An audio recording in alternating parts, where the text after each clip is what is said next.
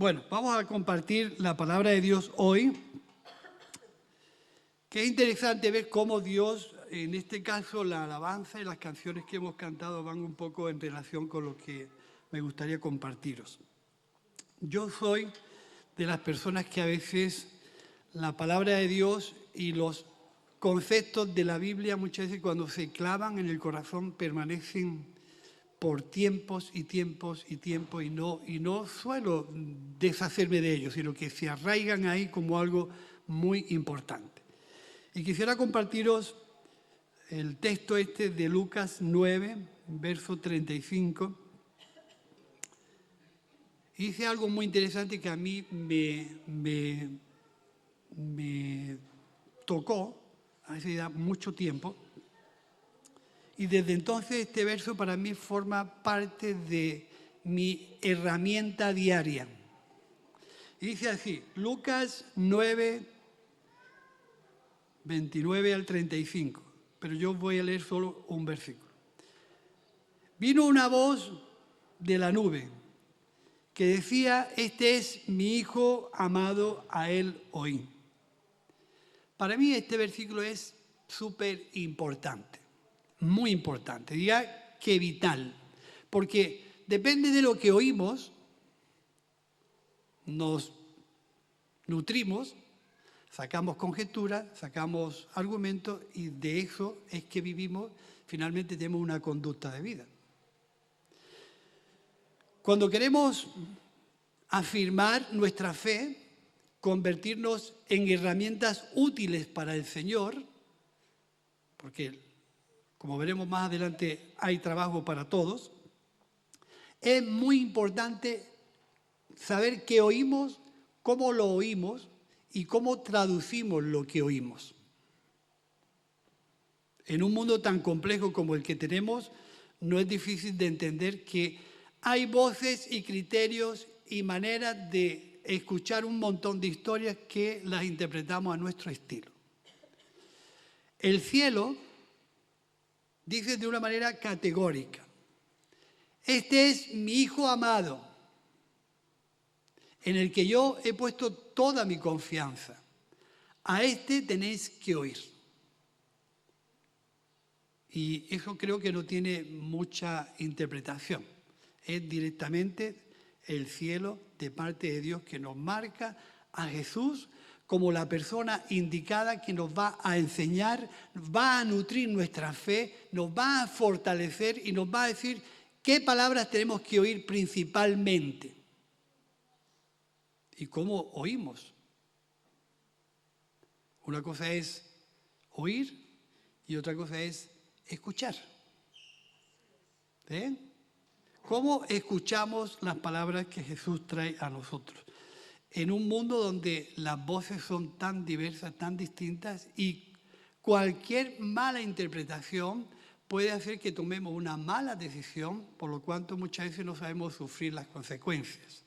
¿Cómo proteger, afirmar, fortalecer nuestra fe en un mundo tan diverso? Hay que saber oír. ¿Y a quién oímos? ¿Qué es lo que nutre nuestra mente? ¿Qué es lo que nutre nuestro corazón? ¿Qué es lo que en alguna manera devalúa nuestro ímpetu para servir? ¿Qué es lo que realmente está dándole vida a nuestro corazón para poder tener un espíritu limpio de servicio a Dios? ¿Cuál es la fuente donde oímos? Muy importante la fuente de lo que oímos, porque de ahí nos nutrimos. Y Jesús decía, yo tengo palabras de vida eterna. Y decía el capítulo 6 del Evangelio de Juan, yo soy el pan de vida. Y yo soy el pan verdadero que descendió del cielo. Yo os traigo la verdadera verdad de Dios. Yo represento a Dios. No hay confusión en eso. Por lo tanto, tenemos que averiguar qué palabras Dios tiene interés en que yo escuche. Sigo. ¿Cómo puedo yo ser un verdadero discípulo de Jesús? Un verdadero discípulo de Jesús depende de lo que escuches. Depende cómo lo interpretes.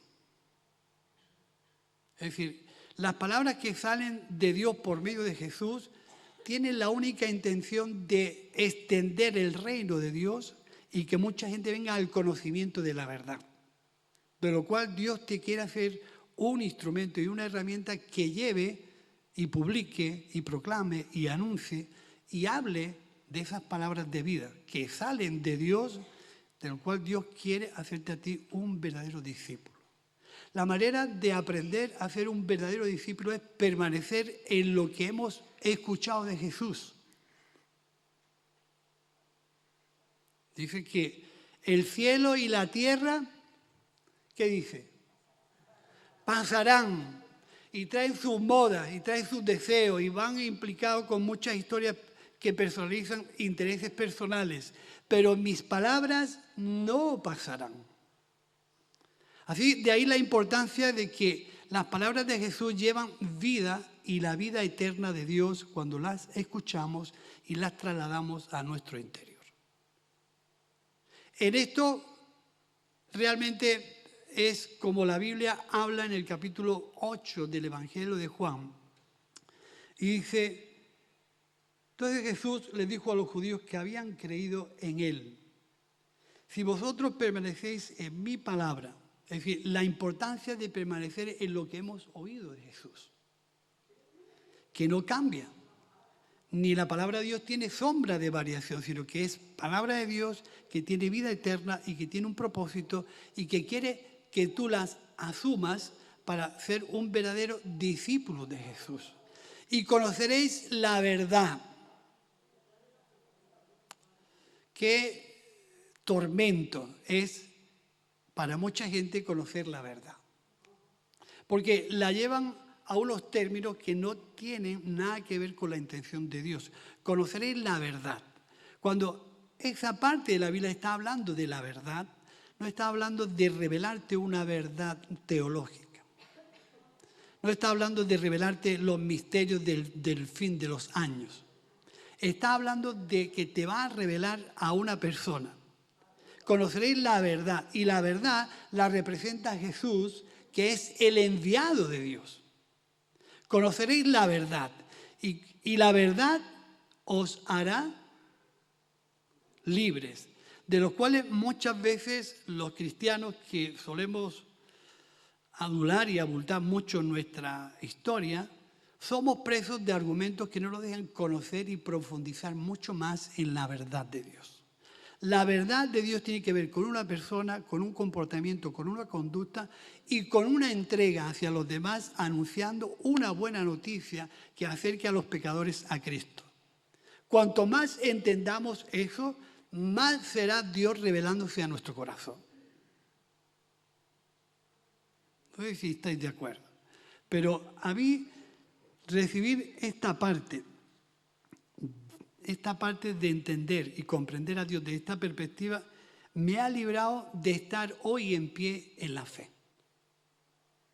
Escuchamos muchas voces, muchas historias que nada tienen que ver con lo que Dios es y con el corazón de Dios.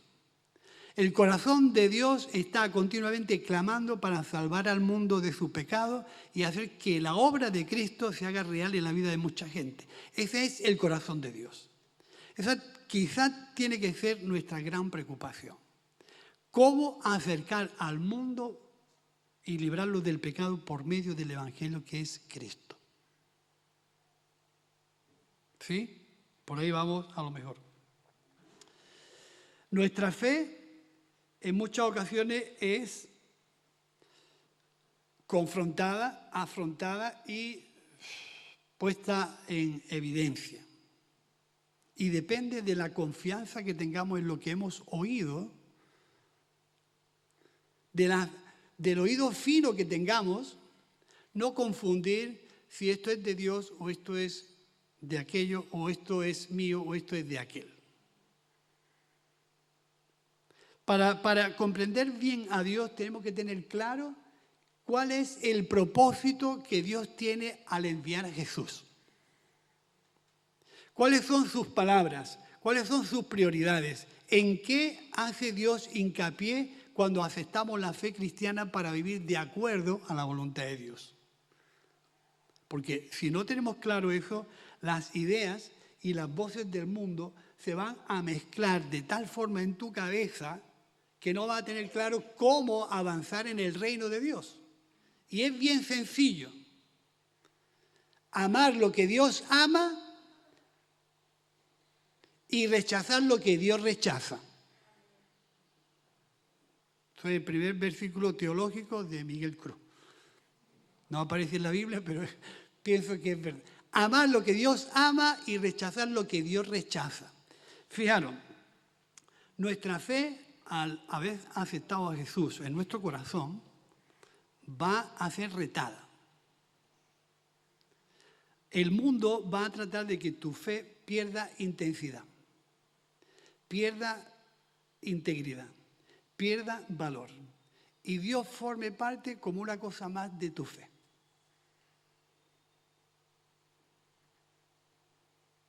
Por eso cuando buscamos a Dios de corazón, estas cosas se nos revelan de tal forma en nuestro interior que nosotros tenemos que pensar cuál es el propósito de la fe en mi vida y cómo puedo yo ejercerla, aplicarla, hacerla funcionar. Mirad lo que dice un texto de la Biblia. Capítulo 3 de Primera de Corintios. Conforme a la gracia que me ha sido dada, yo como perito arquitecto puse el fundamento y otro edifica encima, pero cada uno mire cómo sobreedifica. O sea, que la responsabilidad no es grupal, es individual. Hemos aceptado la fe y al aceptar la fe, nuestra fe puede tener la viveza que necesita tener para expandir el Evangelio o la podemos mezclar, reliar, como decimos mucho de nosotros, la puedo reliar, la puedo mezclar, la puedo envolver con otro tipo de conceptos que devalúen mi intensidad, que devalúen realmente la fuerza que tenemos que tener al haber aceptado un evangelio de poder, de fuerza, de renovación, de restauración. Si eso no se produce cuando yo predico el evangelio, es señal de que con algo yo estoy remezclando lo que he oído. Nuestra fe va a ser probada así como por fuego. Y cada uno mire cómo edifica encima.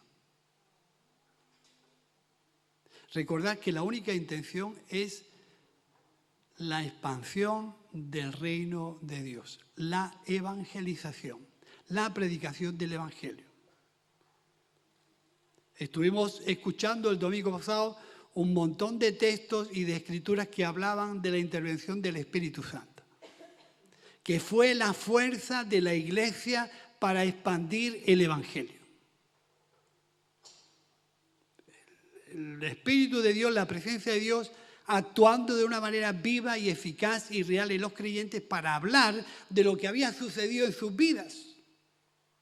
Pero si yo silencio el testimonio de Dios en mí y le doy cabida a un montón de historias, de deseos, de argumentos y devalúo la intensidad que tiene que tener el mensaje del Evangelio, significa que Dios es una cosa más y no la demás de las cosas.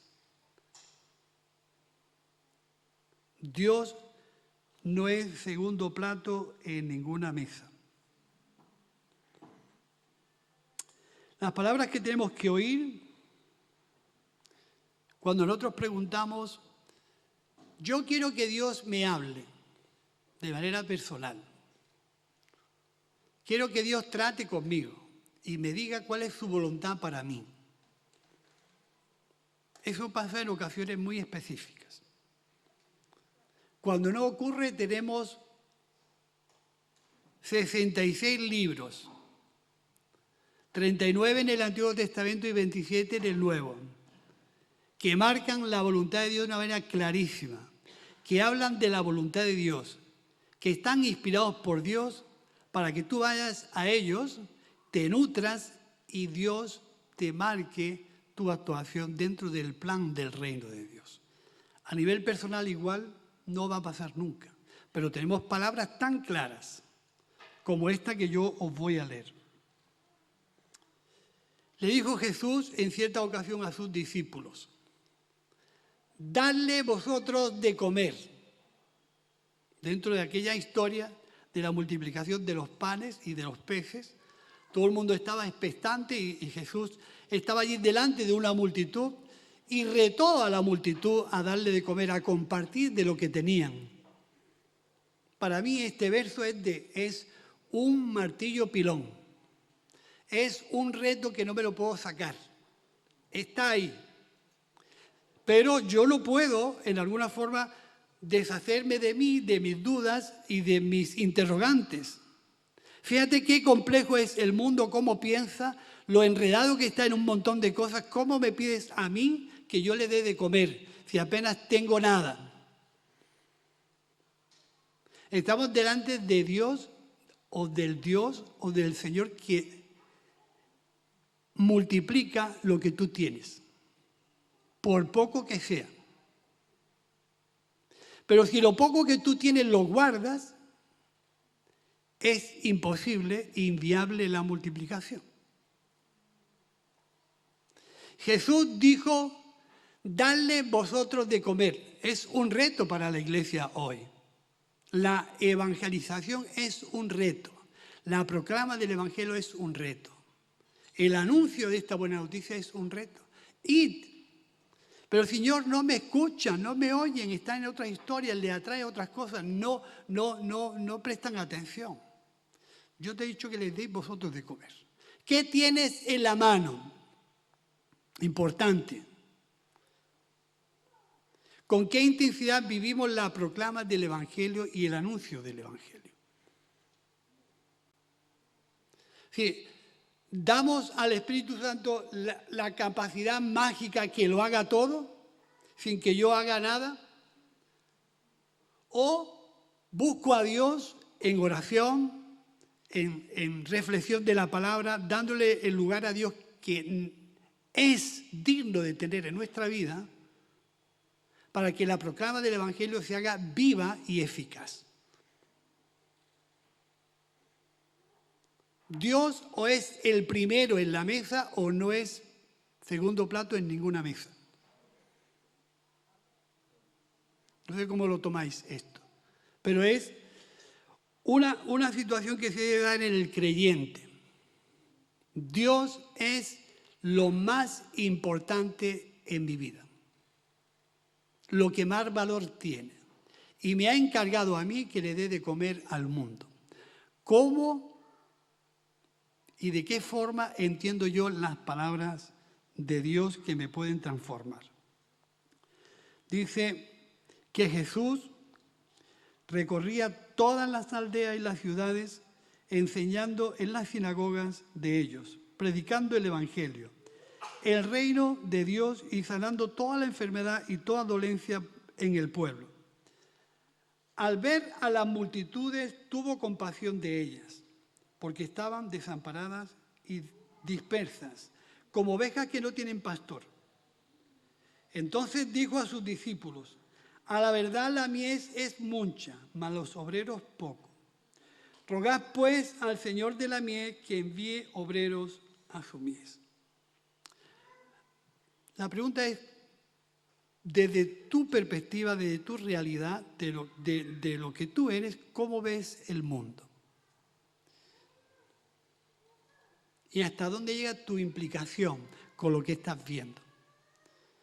¿De qué manera tu espíritu se revolotea en tu interior y ve el mundo con unas carencias, con unas necesidades, con una desorientación gigantesca, con unas ideas que no se sabe de dónde han salido, pero que el mundo las vive? ¿Cómo lo ves tú desde tu perspectiva de fe? ¿Y cómo quieres tú ser partícipe en esa necesidad de que el Evangelio se haga vigente en un mundo donde nadie busca a Dios? ni la iglesia busca a Dios. Fuerte, muy fuerte lo que acabo de decir. Porque Dios o tiene la prioridad o no quiere ser segundo plato en tu mesa. Fijaros que la compasión de Jesús era por las multitudes, por verlas cómo viven. Y vio la necesidad de pastorear esa multitud. Y ese encargo nos lo ha soltado a nosotros. Dadle vosotros de comer. Señor, pero yo no tengo y lo poco que tengo es para mí, para sostenerme. No importa, yo voy a bendecir lo que tienes. Tráelo. Señor, pero es que no es suficiente. Tú no te preocupes, tú trae lo que tienes. La manera de salir de ahí es rogar al Señor que envíe obreros a su mies. La mies es mucha, pero los obreros son pocos. Y hay palabras en la Biblia que donde se ve salir al Señor desde la mañana hasta la noche buscando gente para la viña. Gente desempleada, gente sin hacer nada, gente sin motivaciones, gente que no tiene un sentido de cómo llevar a cabo su fe. Y el Señor está buscando desde por la mañana hasta por la noche. ¿Quién está dispuesto a ir a la viña? Y hay gente que dice, Señor, yo voy, pero luego no va. Señor, te seguiré hasta el fin del mundo, pero luego no aparece. El mundo se pierde y nosotros nos dormimos. ¿Sí? Por lo cual en muchas ocasiones nosotros hay que hacer un análisis de estos dos versos que a mí me gustaría soltar para concluir. ¿Cómo te ves tú? ¿Cómo me veo yo? ¿Cómo vemos a la iglesia frente a ese reto? Y analizar lo que somos no es un problema. El problema es seguir siendo lo que somos sin tener un remedio para solucionar lo que hay. En muchas ocasiones la fe de muchos se devalúa, se desprestigia, pierde intensidad porque la hemos mezclado con otro tipo de historias. No la hemos dejado crecer limpia. Y son muchos argumentos los que batallan en nuestra mente y nos tienen confundidos. Otros se desaniman porque llevan mucho tiempo trabajando. No es mi caso, ¿eh? Mi caso no es. La gente quiere que me jubile, pero no tengo claro si me voy a jubilar o no. Otros entran en enredo de conflictos de hermanos y no saben solucionar su tema. Otros siempre están culpando al otro de mi situación. ¿Cómo se entra en una dinámica donde no tienes ganas, no tienes ánimo, no te apetece nada, no tienes ninguna inquietud, vives por inercia y estás ahí que no sabes qué hacer con tu fe? Si dejar que camine sola o acudir al médico. Lo cierto es que el Evangelio está reclamando y nos dice rogar al Señor de la mies que envíe obreros a la mies, pero con ganas de anunciar lo que se nos ha encargado, que es el anuncio del Evangelio. No le lleves al mundo tus penas, tus decepciones, tus historias. El mundo no necesita eso, ya tiene bastante. Necesita que tú le lleves la buena noticia del Evangelio. ¿Cómo es Cristo en tu vida? ¿Es real? ¿Está ahí? Si no es así, fijaros las dos palabras que yo os quiero dejar esta mañana para que no nos desanimemos y podamos acudir a ella como una fuente de agua viva. Decía Pablo a Timoteo en su segunda carta a Timoteo, por lo cual te aconsejo. ¿Se admite consejo? ¿Se admite consejo o no? Es decir, ¿tenemos nuestro corazón abierto para emitir un consejo? ¿Cómo está la obra del Espíritu Santo y la presencia de Dios en tu vida? Hay veces que eso el tiempo las machaca. ¿Sí o no? Hay veces que tu vida, por donde nos hemos involucrado, pues tiene otras pretensiones, tiene otros valores y tiene otras prioridades. Es normal. Pero el encargo del Señor sigue vigente. Ir y predicar el Evangelio a toda criatura. El que creyere, ese será salvo. Ese es nuestro encargo. Esperaos aquí hasta que seáis investidos del poder del Espíritu Santo y me seréis testigos en Jerusalén, en Samaria, hasta lo último de la tierra. Ese es el encargo de Dios para ti. Frente a ese reto, ¿cómo está mi fe? ¿Está cansada? ¿Está desgastada? ¿Está desanimada? No tengo ganas, no sé cómo hacer. Y entonces Pablo le aconseja a Timoteo, por lo cual te aconsejo que avives el fuego del don de Dios que está en ti. Que avives el fuego del don de Dios que está en ti. O sea, que la presencia de Dios está en nosotros. Pero a veces está un poquillo apagadilla, ¿no? Hace 2 semanas hablábamos en la reunión de jueves, no sé quién tiene chimenea en su casa, o ha tenido, o ha encendido una chimenea o una candela. ¿Alguien? Sí, yo tengo una chimenea en mi casa. Y mi suegra tenía una chimenea en su casa también. Era una experta en las chimeneas. No quería que nadie tocara su fuego. Pero cuando tú metes unos palos de olivo, enciendes una chimenea para darle calor a la casa y se enciende, hay un fuego de los palos de olivo muy bonito y se está genial. En la medida que tú le dejas de meter madera, el fuego va menguando y menguando y menguando. Y la poca leña que hay se va consumiendo. ¿Sí o no? Se va consumiendo.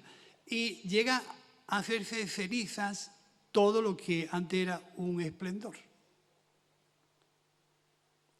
Pero yo me acuerdo que mi suegra, yo también lo hice de otra forma, pero mi suegra, las cenizas del día anterior siempre quedaban ascuas en las cenizas, escondidas. Y tenía un soplador y hacía, soplaba y le metía más madera. Eso es avivar, soplar. Soplar sobre las cenizas. No sé si tu vida echa humo. Si está echando humo es señal que hace años que no le metes madera al fuego. Por lo cual te aconsejo que avives, que soples, que busques a tiempo y fuera de tiempo y aviva el fuego de Dios en tu vida. Porque cuando estas palabras el Espíritu Santo las pilla en tu interior vigentes, reales, vivas en ti, ese fuego que se aviva te va a impulsar a anunciar el Evangelio. Con palabras, con conducta, con hechos, con gestos, con detalles, pero la obra del Espíritu Santo, cuando tú soplas sobre esas cenizas y dejas que Dios avive ese fuego, tiene la oportunidad de poder levantar de nuevo tu realidad, tu vigor, tu fuerza, y no permitir que el mundo te envuelva en sus deseos, en sus caprichos, en sus rutinas, en sus formas, hasta que ya desaparezca la realidad y la fuerza de tu fe y ya no sepas qué hacer con lo que Dios te ha encargado, que es anunciar el Evangelio. Cuando todas esas cosas se dan, perdemos vitalidad y buscamos en realidad la comodidad de nuestra fe. Volviendo a Lucas capítulo 9, Jesús en el monte de la transfiguración. Juan, Pedro, Santiago le dijeron a Jesús, Señor, hagamos aquí 3 enramadas, una para ti, otra para Moisés y otra para Elías. Y aquí lo disfrutamos. Y saltó una voz del cielo y les avivó. Ya no es el tiempo de Moisés, ya no es el tiempo de Elías, ahora es el tiempo de oír lo nuevo de aquel que el cielo ha enviado. No decir cogemos la onda. A veces nuestra fe quiere ser conservadora, muy estatutaria, y perdemos de vista lo nuevo que trae el cielo por medio de Cristo. Ni Moisés ni Elías tienen la respuesta para nuestro tiempo. La tiene Jesús. Al que nosotros tenemos que oír. ¿Y qué palabras tenemos que oír? Darle vosotros de comer.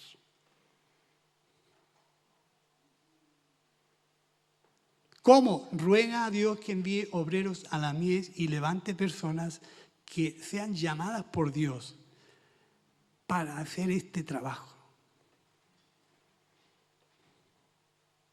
Fíjate, el último texto que yo quiero dejaros, no sé si tu vida echa humo o lleva mucho tiempo humeando, pero nosotros creemos en un Dios de oportunidades que nunca cierra la puerta a nuestras mejorías, que nunca tiene en cuenta nuestros errores, que no va a estar continuamente echando en cara nuestros fallos, sino que va a utilizar tu disposición y tu actitud para soplar sobre ti y volverte a levantar. No sé si vosotros estáis en esa línea de lo que yo quiero transmitir. Dios quiere de nuevo soplar sobre ti, sobre tus circunstancias y encenderte, volverte a encender. Pero por lo cual te aconsejo que avives, la actitud debe ser nuestra. Yo debo de buscar, yo debo de disponerme, yo debo de arrodillarme, yo debo de consagrarme, yo debo de limpiarme. A veces en nuestra vida llevamos cosas que no tenemos que llevar. Me acuerdo de lo que hemos vivido últimamente. Haber hecho el Camino de Santiago. Llevábamos un experto en el Camino de Santiago, Billy Drum. Nos marcaba las etapas, nos marcaba la forma, lo que teníamos que llevar dentro de la mochila y lo que tenemos que llevar dentro. ¿Sabes lo que tiene que llevar tu mochila espiritual? Ilusión, ganas, esperanza, voluntad. No eches más nada. Con eso Dios se la apañará para avivar y soplar sobre ti. Fíjate lo que dice el libro de Isaías, capítulo 42. He aquí mi siervo, yo te sostendré, mi escogido, en quien mi alma tiene contentamiento. Lo he puesto todo sobre él y he puesto mi espíritu sobre él. Él traerá justicia a las naciones. No gritará, ni alzará su voz, ni la hará oír en las calles. Dice el Dios de las oportunidades. No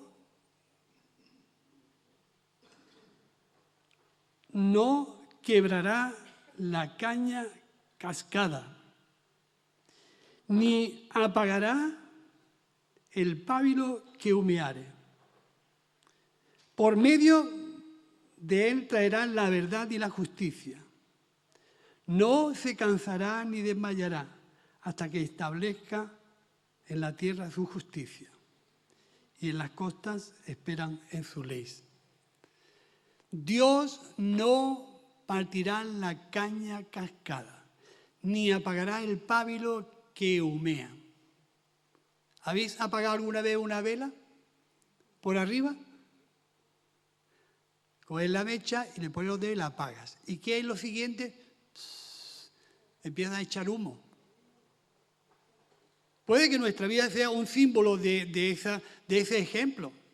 Hemos estado con luz por un tiempo, nos hemos despistado, nos hemos dejado, nos hemos enfriado, hemos dejado de hacer, hemos dejado de funcionar, hemos mezclado nuestra fe con otro montón de cosas y nuestra vida está echando humo en lugar de echar fuego. Y encima estamos orando a Dios, Señor, ayúdame. Cuando Dios está demandando que levantes tus manos por el mundo y te olvides de ti. Porque el que da lo que tiene, Dios tiene la capacidad de multiplicar y de levantar lo poco que tú tengas. Si lo pones a disposición de Dios, Dios hará algo increíble en tu vida. Pero tú, ya con la edad que tengo, con la edad que tienes. Si eres joven o eres mayor o tienes más edad, da igual. No cierres ni le pongas pegas a la invitación de Dios. Dadle vosotros de comer al mundo. Pero Señor, mira cómo estoy. Ruega al Señor que envíe obreros a la mies, de los cuales tú estás en la lista de los que Dios quiere darle trabajo. Pero te aconsejo, aviva el fuego del don de Dios que está en ti. Deja que Dios sople sobre ti y haga. Quizás tú has congelado tu fe. Una fe congelada, ¿para qué sirve? Para no perjudicarte, para no equivocarte, para no tener errores, has congelado tu fe y no haces nada. Aún no haciendo nada ya te estás equivocando y ya estás tomando una decisión. No, yo no quiero decidir y te estás quieto. Ya estás decidiendo aunque sea mal. Decide arriesgar, invertir en la obra de Dios de tal forma que Dios sople sobre ti. Que Dios sople sobre tus circunstancias.